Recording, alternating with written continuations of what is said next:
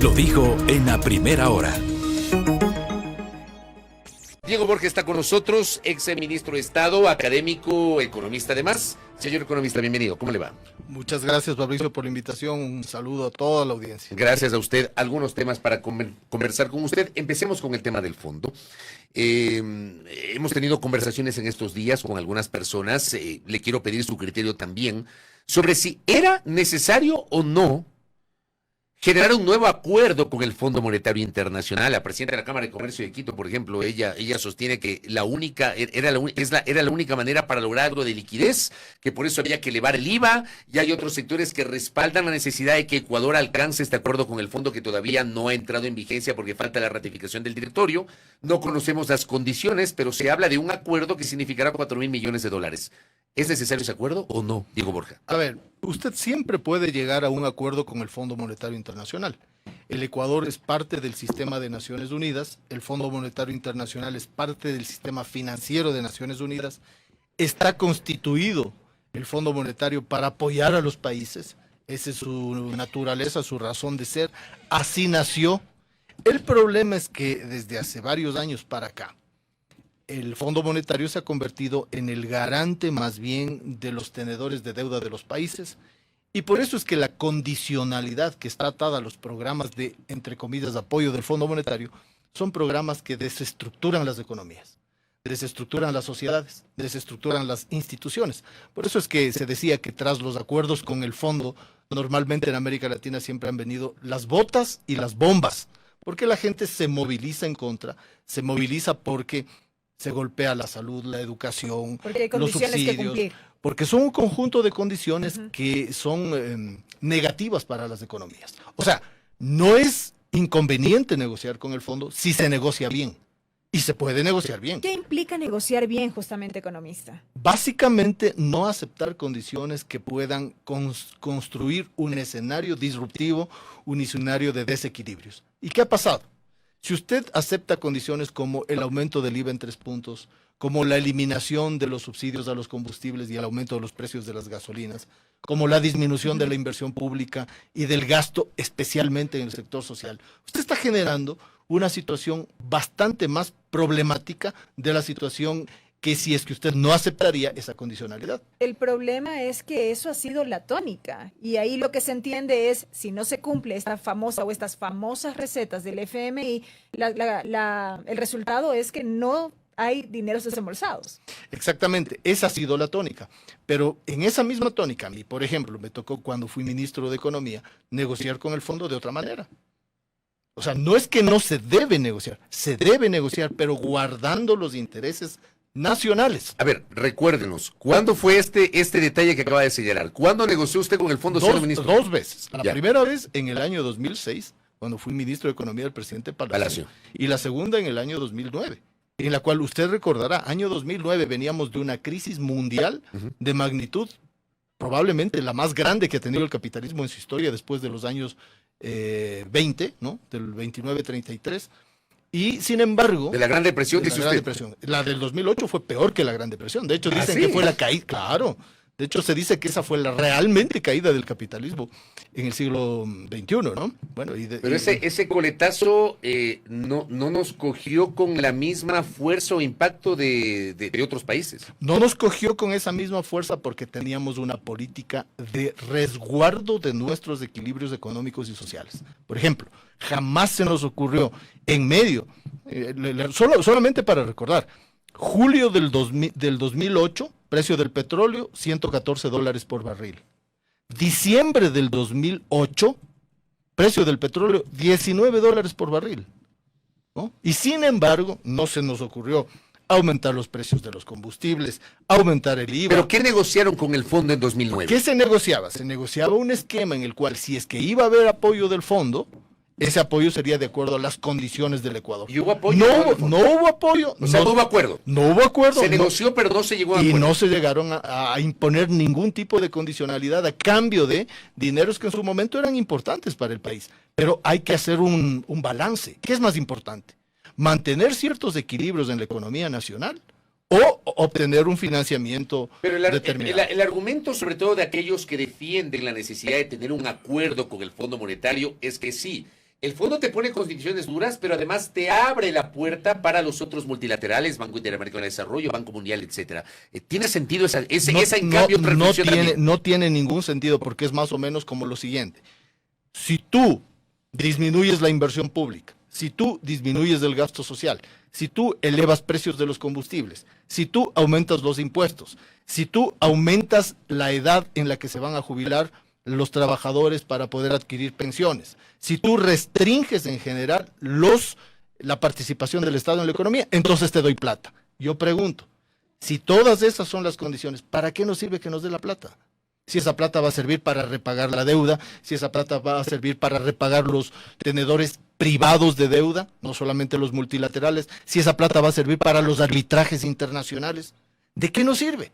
Entonces, es indispensable que el Ecuador, como otros países que lo han hecho, vuelva a negociar con los organismos multilaterales en condiciones beneficiosas para el país. Economista, por acá un oyente le dice, el FMI exige sus condiciones, imposible negociar en favor del país. Y yo le pregunto, ¿de qué depende una buena negociación? Entendida obviamente en beneficio de los países, de la población, del tipo de gobiernos, de corrientes ideológicas. Depende de la política económica que usted tenga. Si usted tiene una política económica que va a beneficiar a la producción, a la sociedad. Es decir, el Ecuador en este momento es un país quebrado. Mire, el propio Fondo Monetario Internacional está diciendo que el crecimiento del año 2023, del 2024, perdón, va a ser 0.1.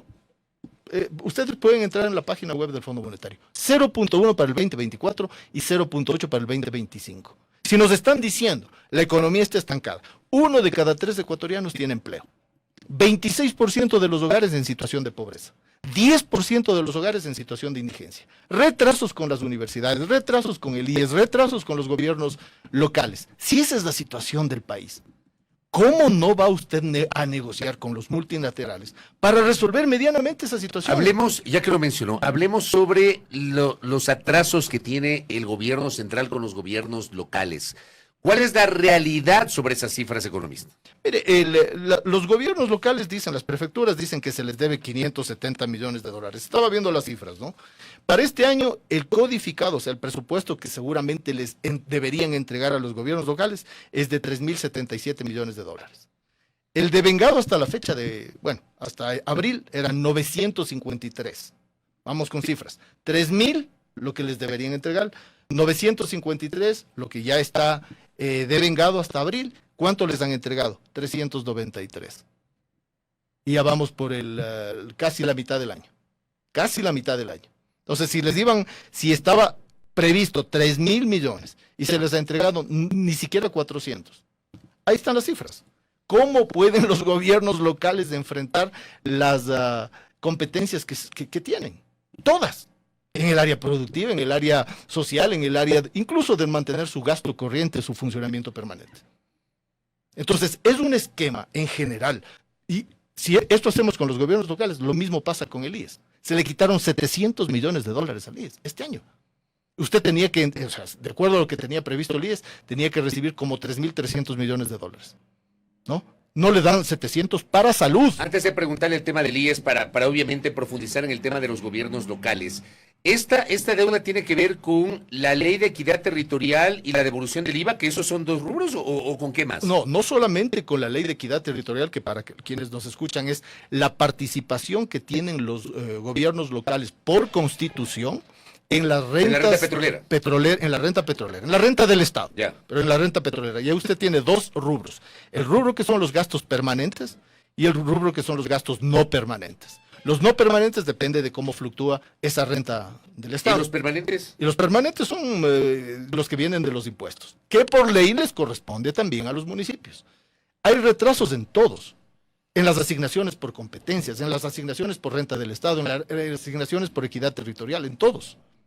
Entonces, en esa condición, una economía contraída en todos los ámbitos, en las empresas públicas, en el IES, en los GATS, en el propio gobierno central, no puede crecer.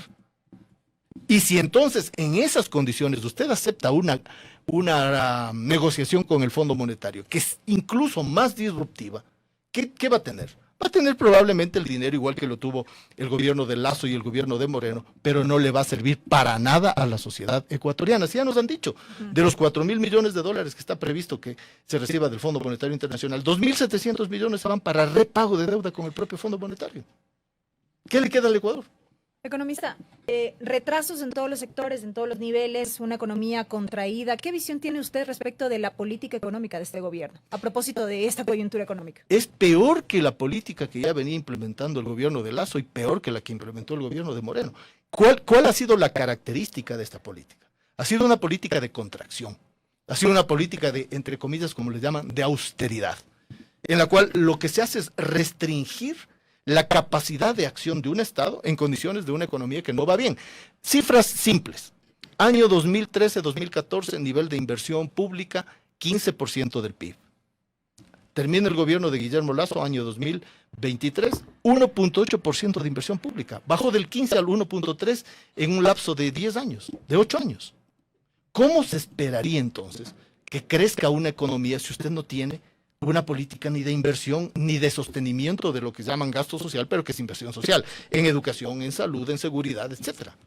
No hay manera. Es que no hay política entonces. Hay una política contractiva, hay una política de beneficio a ciertos sectores. Entonces usted tiene una política en la cual dice, vamos a repagar la deuda externa en plena pandemia. Lo que hizo Lenín Moreno, 2020. El gobierno del presidente Lenín Moreno. 2020, perdón. ¿No? Entonces, si en plena pandemia, cuando todos los países incluso decían, a ver, ¿cómo hacemos para renegociar deudas y que ese dinero nos sirva para resolver los problemas de salud de gente que se moría en las calles en nuestras ciudades, ¿no es cierto? Y hay una política más bien de repago anticipado, pago anticipado de deuda. ¿Cómo entiende usted eso en beneficio del país? Entonces, siempre hay voces que están vinculadas a las élites. ¿Cómo entiendo yo a un presidente de una Cámara de Comercio que esté a favor del aumento de los impuestos que gravan precisamente las transacciones comerciales? Ahora, usted también hablaba del seguro social. A ver, cuando se habla del seguro social es inevitable, porque en cambio los críticos de la situación actual del seguro social señalan que uno de los responsables de esta crisis de la seguridad social es el haberle quitado el 40% de la asignación del Ministerio de Finanzas al Instituto Ecuatoriano de Seguridad Social. ¿Fue realmente nociva esa decisión que en su momento aplicó el gobierno del presidente Correa respecto al 40%?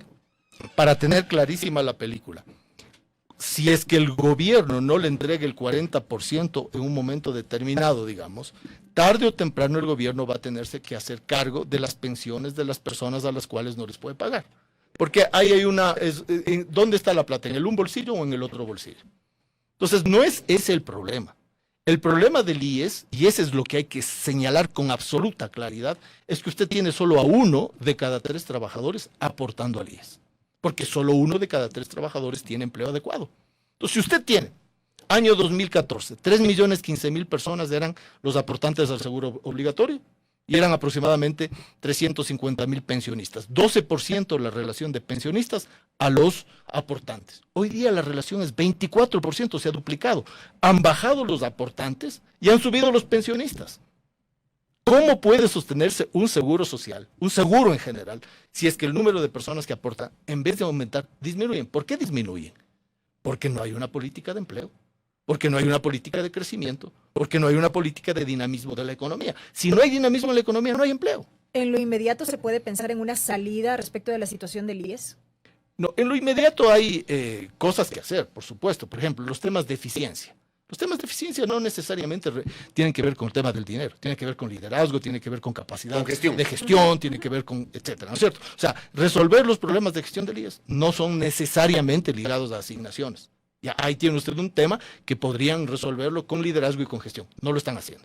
Y en el tema de política. Lo mismo pasa con el BIES, por ejemplo. Nosotros conversamos hace unos días acá con Henry Yandún de los Constructores Positivos, y él hablaba justamente de cómo se ha reducido el margen de entrega de préstamos hipotecarios del Banco del Instituto Ecuatoriano de Seguridad Social, que igualmente esos créditos tienen un efecto dinamizador muy importante en la economía, en la construcción, etcétera. Y han incrementado los quirografarios, en cambio. Exacto, que es dinero más de bolsillo. Consumo. Claro, y eso, entre paréntesis, Fabricio, que es el otro gran tema que está viviendo el Ecuador, la deuda de los ecuatorianos con las tarjetas de créditos, con el banco, con el chulco, con la tienda, con un montón de proveedores, se ha más que duplicado en estos años. desde el 2020 para acá. O sea, para sostener el consumo en una sociedad que no crece, que no tiene empleo, que no tiene ingreso, que aumentan los precios, que es el otro fenómeno, para sostener el consumo, ¿qué hace la gente? Se endeuda. Y se multiplica su deuda pensando que en el futuro va a ser mejor, cosa que no ha sucedido hasta el momento. Entonces, tenemos ya varios años, alrededor de 7 años, de una política contractiva dura. Si yo regreso al tema de la deuda del Estado central con los gobiernos locales, ¿pagar con bonos es una buena alternativa? Si es, siempre y cuando haya remisión de los bonos en el mercado. ¿Qué significa eso? Expliquémosle a la audiencia. Remisión de los bonos en el me mercado. me pagan a mí con un papel que dice que me deben $100. Entonces yo voy al mercado y me dan por ese papel $50. ¿Me sirve o no me sirve? Algo me servirá, pero me han descontado mucho. Sale ¿no es cierto? perdiendo. Salgo perdiendo mucho. Ahora, si es que esos descuentos son relativamente razonables, un 7%, un 8%, un 5%, perfecto. ¿No es cierto? Pero eso no está sucediendo en el país, porque tenemos una contracción general de la liquidez. O sea, me pagan a mí en bonos, Fabricio, yo voy donde usted, que es el mercado secundario, y le digo, cámbieme este bono por plata en efectivo. No tengo. Si quieres te puedo cambiar a la mitad. ¿Sirve o no sirve? O sea, No es sirve, el pues, castigo, ¿no? porque hay una contracción de la liquidez. Ahora, el problema también que tenemos en el Ecuador es que esa liquidez que existe, porque cuando usted ve las ganancias de los bancos, no han parado. Nunca los bancos, ni en la pandemia, disminuyeron sus niveles de utilidad. Es así, es la realidad. Pero esa liquidez existente no ha servido para dinamizar la economía. Por eso tenemos tantos años de decrecimiento. Los 2 años que se crecen son los post-pandemia. Porque, claro, en la pandemia se baja 10% el crecimiento, en el año siguiente se crece 9%. Bueno, saldo final -1%. Son los años que se crecen, ¿no? O sea, uno mira las cifras, uno puede engañarse. Pero al final del día, si vemos desde el 2019 para acá, todo ha sido de Y crecimiento. si comparamos con los países de la región, Es digamos, el país que Ecuador menos es uno- crece. eso le iba a decir. Es el país que menos ¿Es el que crece. menos crece o el que crece más lentamente? No, el país que menos crece, casi estancado. Mire, datos del Fondo Monetario. Hoy, año 2024, 0% de crecimiento. O sea, estancamiento, no se crece. ¿Qué pasa con el tema del IVA? Porque, y gracias al Pollo Morales que me escribe, había una proyección sobre recaudación del impuesto al valor agregado, pero en el primer mes de vigencia, porque el IVA es un impuesto de recaudación mensual, a diferencia del impuesto a la renta que es anual, el IVA es un impuesto de recaudación mensual. Aparentemente el fisco no recaudó lo que esperaba, economista. ¿Qué pasó? No es de extrañar eso, porque lo que sucede es que ante el aumento del IVA, en general, los proveedores aumentan los precios y la gente contrae el gasto. Normalmente eso ha sucedido siempre en los aumentos del IVA. El primer tiempo, el primer mes, incluso a veces 2 meses, disminuye el gasto, porque dicen, aumentó el IVA, todo va a subir. Y efectivamente se contrae el gasto. Al contraerse el gasto, se disminuye la recaudación por IVA. Pero luego cuando la economía vuelve a estabilizarse, otra vez empieza la recaudación más o menos normal, y ya de lo que estaba viendo ya volvió a haber recaudación. Para este mes se espera ya una recaudación mayor del IVA. Ahora, ¿qué es lo que estamos viendo? Se nos vendió el aumento del IVA como un impuesto que iba a ayudar, entre comillas, a la guerra interna contra la delincuencia. ¿Qué resultados tenemos? No han disminuido los homicidios, no han disminuido los atracos, no han disminuido los secuestros, no han disminuido las extorsiones, ni las vacunas. Ni siquiera hay transparencia en esas cifras. Bueno, y de lo que se conoce, Correcto. ¿no es cierto?, de esa falta de transparencia, efectivamente, si no fuera por ciertos medios, no se conocería. Pero el dato es que en algunas ciudades se ha quintuplicado, decían hace un par de semanas atrás, los secuestros. Ya. ¿Qué nos enteramos los ecuatorianos? Que eso no era para ninguna guerra contra la delincuencia, sino que era una condición del Fondo Monetario Internacional, negociada por Noboa cuando hizo la visita a Washington, una vez que se iba a posesionar como presidente en diciembre del año pasado. Y seguramente, no quiero ser agorero del desastre, pero dentro de la condicionalidad está el aumento de los precios de la gasolina extra, del diésel y del gas doméstico. No sé si lleguen a tanto las acciones antisociales, antiproductivas, antinacionales que ha tenido este gobierno en tan poco tiempo de ejecución. ¿Cómo se proyecta el segundo semestre del año con estas consideraciones? Mayo está por terminarse, y entraremos a junio y se acabará el primer semestre del año. El segundo, que además estará atado al movimiento preelectoral, obviamente, y con la expectativa de que el presidente Noboa finalmente se decante por la eliminación de los subsidios a los combustibles. Me parece que no va a haber un plan de focalización, sino de eliminación. Y entiendo que se va a mantener o se va a buscar un mecanismo para los sectores que necesitan ese subsidio. ¿Cómo le ve usted el segundo semestre? Mire, agarremos las cifras en este momento del Fondo Monetario Internacional. ¿Qué dice el Fondo Monetario? Año 2024, crecimiento 0.1. Ya, porque van a decir, no es 0, es 0.1. Ya, está bien. 0.1% de crecimiento. Decimos poquito. Ya, no poquito. Casi nada, Fabricio. A eso hay que decir. No es 1%. Ojo, no es 1%, es 0.1. Y para el año 2025, ¿qué dice? 0.8. O sea, son 2 años prácticamente de estancamiento. Usted me pregunta cuáles son las previsiones. Si agarramos las del propio prestamista en este momento del país, las previsiones son bastante oscuras. Son absolutamente grises para este país.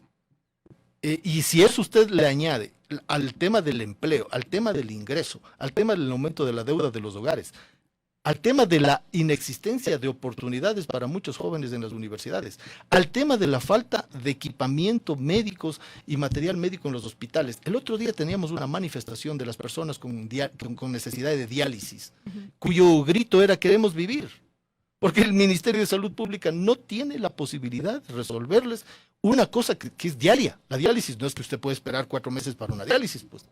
Entonces, es una situación verdaderamente diría yo, dramática para muchos sectores, dramática. Hay estudios de algunos organismos internacionales que dicen que ha disminuido el consumo calórico de los ecuatorianos en ciudades grandes como Quito y Guayaquil.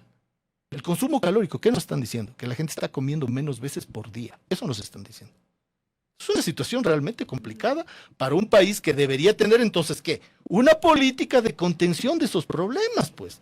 No una política en la cual usted lanza más gasolina a un fuego que está encendido. Economista, y lo último, no quiero que se me vaya sin hacerle la pregunta de rigor, dejando los temas económicos, hablando de los temas políticos. Hace algunas semanas, Pirina Correa, asambleísta nacional de Revolución Ciudadana, en una entrevista con un medio colega, habló de 4 precandidatos a la presidencia al interior de esta organización política.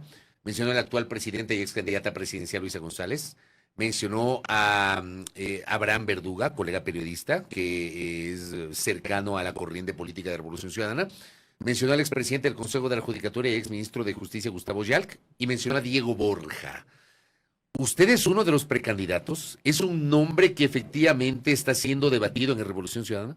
Mire, yo agradezco en primer lugar ese honor, pues, de ponerme en una lista de precandidatos para asumir un cargo tan demandante, tan desafiante como es la presidencia de la República, al cual, por supuesto, yo no le hago el quite. Pero el punto aquí es que para ganar una elección es necesario ampliar el espectro político al cual uno quiera llegar. Y es indispensable contar con la Revolución Ciudadana, sin duda. Es una fuerza política importantísima en el país. Pero no es suficiente, no solamente para ganar las elecciones, sino para gobernar. Porque acá, entendamos, el Ecuador va a quedar destrozado en los pocos meses que le faltan al gobierno de Noboa. Destrozado, que culmina además una destrucción que viene de varios años atrás. Entonces, para poder salir de esta destrucción, es necesario, fundamental, plantearnos un acuerdo político, una convergencia política en la cual usted pueda contar con grupos sociales que trasciendan a solamente la Revolución Ciudadana. ¿Qué grupos? Para ser bien claro, aquí caben los sectores sociales, los sectores indígenas, los sectores empresariales, fundamental. Una economía, si quiere salir del hueco en el que estamos, no puede hacerlo si no contamos con sectores empresariales medianos, grandes, pequeños, emprendedores. Entonces, eso es ampliar el espectro político y eso significa actuar con una enorme visión y generosidad acorde con el momento. Y termino diciéndole esto nada más. Esa visión, recuerdo yo, la tuvo el presidente Correa en el año 2006, cuando se planteó el Acuerdo País. Acuérdese usted, Fabricio. 2006, Acuerdo País. Eso yo citaba en el comentario, que era Acuerdo País, donde estaba la Alianza País, estaba el Foro Urbano y estaban otros grupos, organizaciones de hecho sobre todo, pero que representaban esas corrientes del centro hacia la izquierda, sectores sociales. Del centro hacia la izquierda, o sea, y sectores empresariales. Y sectores empresariales, no nos olvidemos de eso. Y algunos se han olvidado, pero ahí, ¿qué sectores eran? Los que le apostaban a la producción, los que le apostaban a la inversión nacional, los que le apostaban al crecimiento. Esos sectores con los que se pudo tener una política de crecimiento durante varios años. Entonces, Yo, por supuesto, agradezco la deferencia enorme y pues agarro el desafío, pero el desafío es planteándonos una alianza política que permita ganar las elecciones y sacarle al Ecuador del tremendo agujero en el que nos dejan 3 gobiernos de un carácter absolutamente antisocial. ¿Usted ya lo ha planteado a la interna economista? He conversado con algunas personas, tanto de la Revolución Ciudadana como fuera de la Revolución Ciudadana, porque hay que ser coherente. Pues si estamos planteando una alianza, hay que abrirse a conversar con sectores que han sido críticos, que han debatido, que en su momento han sido opuestos, que están desencantados, etcétera. ¿Y cuánto eco está teniendo este planteamiento hasta el momento? Un planteamiento de convergencia es un planteamiento que suena en este momento, que hace sintonía con lo que quiere el país. ¿En la Revolución Ciudadana está sonando Yo creo aquello? que también, yo creo que hay sectores de la Revolución Ciudadana que entienden que esto es con una ampliación, estoy seguro, ¿no? Hay otros sectores que son, igual que en otros ámbitos políticos, que son más sectarios, más cerrados, más no muy proclives a abrirse, pero el sentido común nos dice que si queremos volver a recuperar el sendero de lo social, de lo productivo, de la seguridad... Es que si no aprenden de las elecciones de 2021-2023 y mantienen esa postura de no abrirse otros espectros, va a ser muy complicado que tengan reales posibilidades de captar otra vez la presidencia. Por eso, esos sectores que yo creo que son mayoritarios en las tiendas políticas, además, no solo en la Revolución Ciudadana, que ven al Ecuador como un país en el cual hay que recuperar un sendero, como le digo, de equilibrios sociales, productivos mínimos, están pensando en dejar de lado legítimos intereses personales, partidarios, etcétera, y plantearnos una convergencia amplia, ¿no? Que nos permita salir, ya digo, de este atolladero en el que nos dejan 3 gobiernos. Pero justamente también está el otro lado. ¿Cuánto quieren también sentarse a dialogar y lograr esta convergencia esos otros sectores que en su momento también fueron marginados en el caso de por la Revolución Ciudadana? No, eso le digo, la audiencia en sectores, en amplios sectores sobre el tema de una convergencia suena, es música, hay sintonía, ¿no? ¿Sí? No es fácil, no es fácil, pero es un desafío que está a la altura de la problemática que tiene el país. Si no pasamos por una amplia convergencia, una amplia unidad, una ampliación del espectro, esto continuará por este sendero que ya lo conocemos. ¿Cómo le ve, y con esto cierro, lo de Carlos Rabascal como opción también con su precandidatura presidencial, tomando en cuenta que él fue compañero de fórmula de Andrés Arauz, en su momento sin ser militante ni adherente, pero estaba cercana a esa corriente, pero hoy decide apartarse sin declinar por ahora sin declinar una posible postulación? Mire, yo pienso que hay personas valiosas en el Ecuador, muy valiosas, y que son personas que pueden aportar enormemente a un proceso de ampliación y de unidad. Y, por supuesto, Carlos es una de ellas. Pero así como está Carlos, hay muchos otros, por decirle, con nombres y apellidos. Sectores importantes de la CONAIE son fundamentales en este proceso. Sectores del centro izquierda quiteño y serrano son importantísimos en este proceso. Sectores empresariales, en el lugar ideológico que se ubiquen, algunos se ubican en el centro derecha, son importantes en este proceso. Y la Revolución Ciudadana es importante en este proceso, porque eso también hay que decirlo. Porque muchas veces se dice, sí, la Revolución Ciudadana es una fuerza política fundamental. Creo que es la primera fuerza política en términos electorales hasta el momento, ¿no? Y la primera fuerza política parlamentaria. Entonces, si queremos salir de este atolladero, se necesita esta amplia convergencia con una actitud, por supuesto, diferente. Diego Borja, gracias por el tiempo. A usted. Gracias. El economista Diego Borja, que ha estado con nosotros hablando sobre economía y también sobre políticas. Primera Plana. Todas las noticias, todas las voces.